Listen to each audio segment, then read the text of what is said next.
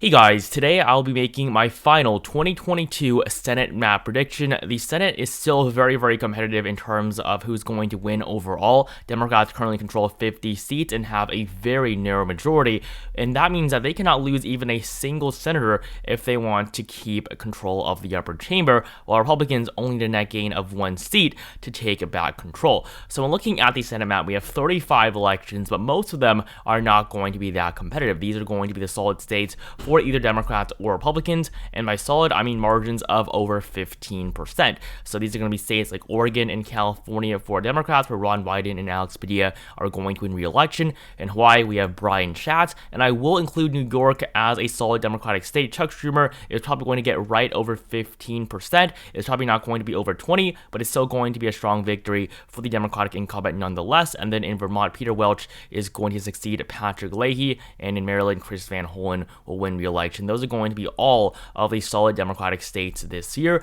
For Republicans, we do have a few more. They are defending a lot more seats. We have Idaho and Utah, even though McMullen is running a strong campaign against Mike Lee. Mike Lee is probably going to win by just over 15 points. North and South Dakota are going to go red, obviously, as well as most of the other states in the center of the country. In Missouri, Eric Schmidt is running to succeed Roy Blunt, and he will defeat Trudy Ridge Valentine probably by over 15 points, making Missouri a solid Republican state. And then we have a couple more in Indiana, Kentucky, South Carolina, Alabama, and Alaska. Lisa Murkowski, I do believe, will defeat Kelly Tshibaka to win her fourth term. And of course, the two final candidates in the last round of ranked choice voting are all going to be Republicans, so Alaska is going to be a solid red state. So this is what the 2022 Senate map looks like with these solid races filled in: 44 seats for Republicans, 42 for Democrats. And then in the 14 elections that we have left, there are going to be three races that really aren't going to be that close either. These are going to be states that are barely going to be in the likely columns for either one party, and a likely margin is between 5 and 15%. And for Democrats, we have two states, these being Illinois and Connecticut. Richard Blumenthal in Connecticut and Tammy Duckworth in Illinois are both going to easily win their re-elections, but it's just not going to be by the strongest of margins. They're going to win by a double-digit margin, just not over 15. And then in Iowa, Chuck Grassley is also on track to winning an 8th term in office, because next year he will become the longest serving and oldest member of Congress. That means both the House and the Senate. And so in Iowa, Chuck Grassley is obviously going to win, but Michael Franken is running a pretty strong campaign, and this is going to be the closest election that Grassley has been in since his very first one in 1980. Grassley is probably going to win by over 10 points, but he will struggle to get over 15. So Iowa, Illinois, and Connecticut are both going to be likely states, but they're really not going to be that competitive. However, in the 11 remaining races, these are definitely the elections to watch. So starting off in Florida, Marco Rubio is on track to winning re-election. This election is not going to be that close because Val Demings, even though she's a strong Democratic challenger, Rubio is also a strong incumbent, and 2022 is going to be a red wave year, with Ron DeSantis expected to win by a double-digit margin for governor against Charlie Crist. Mark Rubio is going to defeat Val Demings, maybe even by a double-digit margin himself, but it's going to be at least 8 points, the margin that Rubio won by in 2016. And so Florida is going to remain a red state, and Republicans are going to continue to control both Senate seats in the Sunshine State. In 2018, Bill Nelson, the Democrat, lost his re-election to a fourth term against Rick Scott, and since then Republicans have had complete dominance over Florida state politics, and so this will give Republicans their 46th seat. Now for Democrats, they are going to see a strong victory in Colorado. Colorado is going to vote to the left this year of Washington. Michael Bennet is doing very well in the Senate election, and so is Jared Polis in the governor election, and so with Joe Day really not running that strong of a campaign against Bennet, Bennet is going to be reelected to a third term himself. He was first appointed in 2009, and then subsequently won re-election in both 2010 and 2016. 6 years ago, Bennett won by 5 points. This time, even though 2022 is a much worse year nationwide for Democrats than 6 years ago, Michael Bennet is going to win by a larger margin than he did last time, and so Colorado is going to be a likely Democratic state. Currently, I'm projecting a margin of between 5 and 7 points for the Democratic incumbent. And so Colorado is going to be the last likely Democratic state on this map, but Wisconsin, Ohio, and North Carolina are going to be the three remaining likely Republican states. The GOP has done well in all three of these races over the last couple of weeks. Just a month ago, all of these elections were very, very close. Ron Johnson and Mandela Barnes are running in Wisconsin. We have J.D. Vance and Tim Ryan in Ohio, and then Richard Burr is retiring in North Carolina. So now we have the election between Ted Budd and Cheri Beasley, and then in Ohio, Rob Portman is retiring, which is leaving the way for an election of J.D. Vance. And so in Wisconsin, Ron Johnson is running for his third term in office. Mandela Barnes is the current lieutenant governor of the state of Wisconsin, serving under Tony Evers. And with Tony Evers almost guaranteed to lose re-election, Ron Johnson is going to win his re-election to a third term. There's no doubt that Johnson will be re-elected. He won by 4 points in 2016, even though polls had Russ Feingold, the Democratic challenger, winning. And this year, with Ron Johnson up by 3 to 4 points in the polling, he is going to manage a victory of over 5%. Democrats are always overestimated in Wisconsin polling, so it's not going to be surprising at all when Ron Johnson easily defeats Mandela Barnes. Another state in which Democrats are overestimated in polls is Ohio, and that's the main reason why, even though polling only has J.D. Vance up by 2 points, he's still going to defeat Tim Ryan by over 5. Tim Ryan has run a very strong campaign as a Democrat, but Ohio is simply too red of a state now. If you go back a decade, there's a very good chance Democrats could have won this race, and even in a 2018-like environment, Tim Ryan would probably defeat J.D. Vance, but 2022 simply is not going to be his year, and so with Vance already up by 2 to 3 points in the polling, he is going to manage a victory over 5%, although in Wisconsin and Ohio, even though Republicans are going to win by a likely margin, it's only barely going to be a likely margin, 5 to 7 points maximum. It's not going to be a double-digit race for either one of these Republicans. And then out of all three states, North Carolina is probably going to be the closest one. It could be a lean Republican state, but right now I'm going to put it in the likely Republican category. Cheri Beasley and Ted Budd are both pretty generic candidates for their party, and with 2022 being a red wave year, Ted Budd is probably going to manage a victory of just over 5%, or maybe just under, but a likely categorization is going to be more accurate for this race. Richard Burr is retiring. He won by 5 points in 2016, and so it won't be that difficult for Ted Budd this year. So Wisconsin, Ohio, and North Carolina are all going to be likely Republican states, even though these races have been pretty close over the last few months. Now that we're in the final stretch, it's clear that Republicans are going to win every single one of them, even though they don't have incumbents running in Ohio or North Carolina.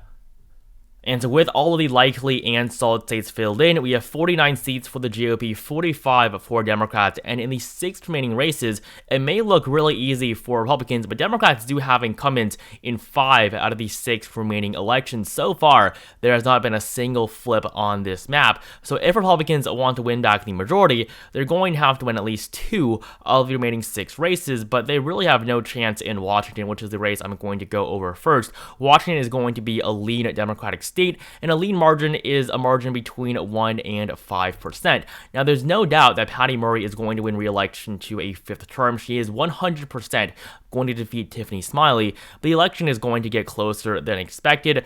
Smiley has been polling within 5% of Murray, and of course, Washington being one of the most solid Democratic states in the country, this is surprising, but we don't even have a governor election there this year, so the Senate race is going to be the only major election in the state, and with Patty Murray performing pretty terribly against Tiffany Smiley, she's probably not going to win by a margin over 5 points. It might be just over 5, but it's more likely she's going to win by 3 to 4 points. So Washington is going to be a lean Democratic state, but absolutely not a target for Republicans in terms of actually being able to win. And so that's going to be the only lean Democratic state we have on the map. The remaining races are either going to be tilt or lean Republican. So we have a couple of lean GOP states. The first one is Nevada, where Adam Laxalt is going to defeat Catherine Cortez Masto. Things just are not looking good for the Democratic incumbent. Adam Laxalt is the failed 2018 gubernatorial candidate that came up short and lost to Steve Sisolak.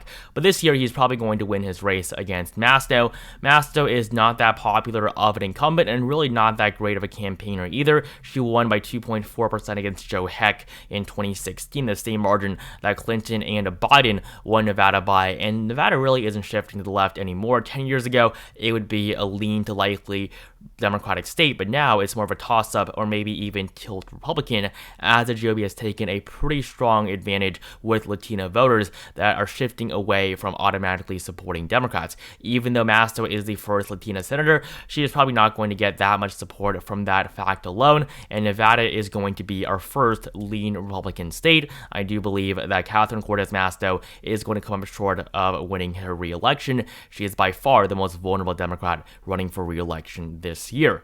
And the other lean Republican state I have is Georgia. Now, Georgia is not going to be decided on the 8th of November. Brian Kemp is going to win a majority and become re-elected as governor, but the Senate election is much closer. Raphael Warnock is performing much better than Stacey Abrams, and so with Warnock and Walker in such a close election, and also there being a libertarian candidate, none of the major party candidates are going to get to a majority in the Peach State in just 2 days, which means there will be a December 6th runoff in Georgia that will actually decide the winner of the seat. Warnock might win re-election, but in all honesty, it's more likely that Herschel Walker comes out on top. Even though Herschel Walker is a terrible candidate, Georgia is a pretty red state. I mean, it's been Republican for a very long time. Yes, Democrats won Georgia in 2020 and 2021, but that was because Democrats had so much momentum right behind them. This year, they do not have that, and there is a lot of infrastructural advantages for Republicans in the state. So Georgia is going to be a lean Republican state as of right now. It's going to go to a runoff, but in that runoff, I do believe that Herschel Walker is going to come out on top. Of course, things might change in the next month. The election is actually going to be held exactly a month since this video is uploaded, but right now, I don't see Raphael Warnock winning his re-election. It's just simply too easy for the GOP to flip a seat in a state that's been red for so long. However, I will still give New Hampshire to Democrats, where Maggie Hassan is running for re-election against Dawn Bolduc. She won by a 0.1% margin in 2016 against incumbent Kelly Ayotte. It was a tight race, but still a pretty impressive flip for Democrats, one of only their 2 flips of the night. The other one was Tammy Duckworth defeating Mark Kirk in Illinois.